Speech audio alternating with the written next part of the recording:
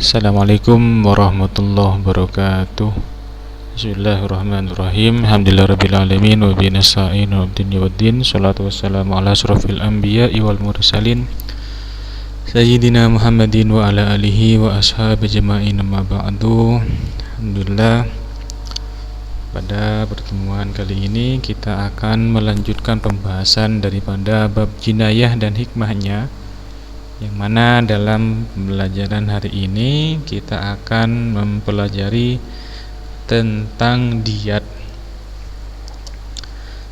Kemarin pada minggu-minggu kemarin kita sudah mempelajari tentang kisos, kemudian pembunuhan. Sekarang kita akan mempelajari tentang diat, yang mana dalam diat ini nanti kita akan mempelajari pengertian dasar hukum, syarat-syarat dan hikmahnya. Pengertian diat secara bahasa, diat itu denda atau ganti rugi. Secara istilah, diat merupakan sejumlah harta yang wajib diberikan kepada korban atau keluarga korban berkaitan dengan tindak pidana pembunuhan atau penganiayaan. Ini adalah pengertian daripada diat. Sebab-sebab ditetapkannya diat. Jadi pelaku tindak pembunuhan atau penganiayaan itu diwajibkan membayar diat apabila memenuhi beberapa hal berikut ini. Di antaranya yang A, pembunuh sengaja, yang mana pelakunya dimaafkan oleh keluarga korban. Jadi dalam hal ini, jika seorang terbukti di depan hakim melakukan tindak pidana pembunuhan atau penganiayaan, yang wajib itu kisos. Namun hukuman kisos ini menjadi gugur dan berubah menjadi kewajiban membayar diat atau denda jika mendapat permaafan dari korban tersebut.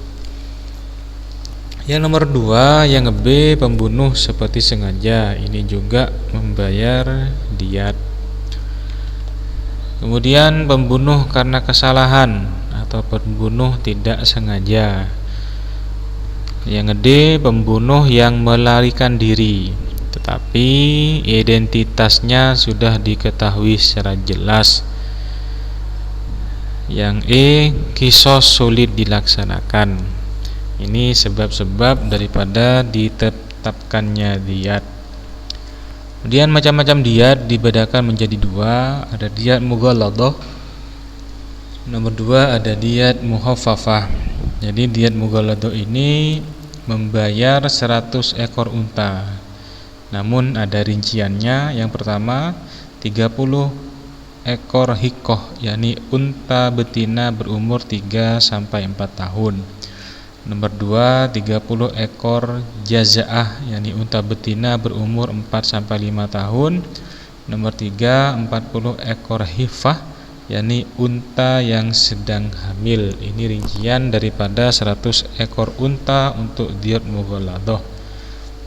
Kemudian siapa yang wajib membayar diat mughalladah? Yang pertama, pelaku tindak pidana pembunuh sengaja yang dimaafkan oleh keluarga korban. Jadi yang asalnya itu dia kena kisos, namun keluarga korban memaafkan, maka dia membayar diat mughalladah.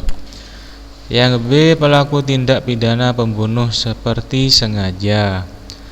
Nomor C, pelaku tindak pidana pembunuh di tanah haram Mekah atau pada Ashhurul Hurum, yakni bulan-bulan yang diharamkan, yakni Muharram, Rajab, Dzulqa'dah, Dzulhijjah.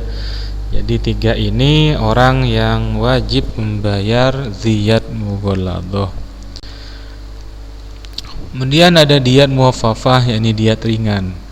Diat muhaffafah ini juga sama, membayar 100 ekor unta. Namun di sini ada pembagiannya. Yang pertama 20 ekor hikoh, yakni unta betina berumur 3 sampai 4 tahun. 2, 20 ekor jazaah, unta betina berumur 4 sampai 5 tahun. 3. 20 ekor binta makhdoh, unta betina lebih dari 1 tahun. 4. 20 ekor binta labun, unta betina umur lebih dari 2 tahun. 5. 20 ekor ibna labun, yakni unta jantan berumur lebih dari 2 tahun. Pembagian daripada diyat muhaffafah. Kemudian yang wajib membayar diyat muhaffafah, yang pertama, pelaku pembunuh karena kesalahan, yakni tidak sengaja. Dia membayar berupa 100 ekor unta yang pembayarannya itu diangsur selama 3 tahun. Jadi setiap tahunnya membayar 1/3 dari diyat muhaffafah. Kemudian pelaku tindak pidana penganiayaan berupa melukai, merusak fungsi atau menghilangkan anggota badan yang seharusnya dikisos namun dimaafkan oleh keluarga korban. C. Dalam hal ini, jika diyat atau denda tidak bisa dibayarkan dengan berupa unta, maka wajib dibayarkan dengan sesuatu yang setara atau senilai dengan unta. Jadi ukurannya di sini unta. Jadi kalau kira-kira 1 unta itu harganya 100 juta, maka dalam 100 ekor unta itu kalau dirupiahkan ya seperti 100 triliun. Itu diyat baik yang mughalladah atau yang muhaffafah.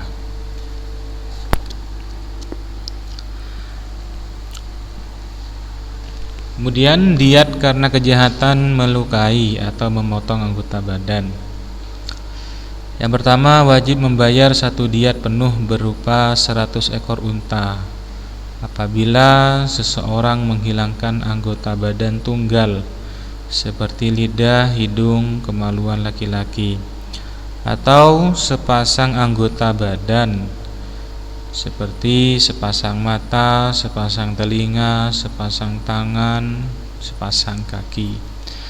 Jadi kalau orang itu melukai atau menghilangkan anggota tunggal, tangannya dipatahkan atau lidahnya dipotong, maka diyatnya itu berupa 100 ekor unta. Yang kedua, wajib membayar setengah diyat, yakni berupa 50 ekor unta jika seseorang memotong salah satu anggota badan yang berpasangan, semisal 1 tangan, 1 kaki, 1 mata, 1 telinga. Jadi kalau 1 tangan, maka dia membayar diyat 50 ekor. Tapi kalau kedua tangan itu membayar 100 ekor. Yang ketiga, wajib membayar 1/3 diyat apabila melukai anggota badan sampai organ dalam, semisal melukai kepala sampai otak.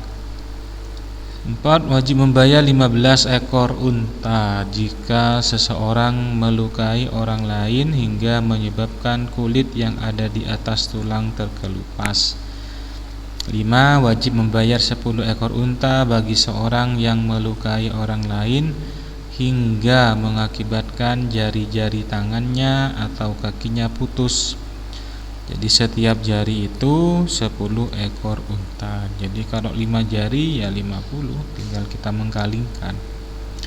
Nomor 6, wajib membayar 5 ekor unta bagi seorang yang melukai orang lain hingga menyebabkan giginya patah atau lepas, yang mana dalam setiap gigi ini itu 5 ekor unta.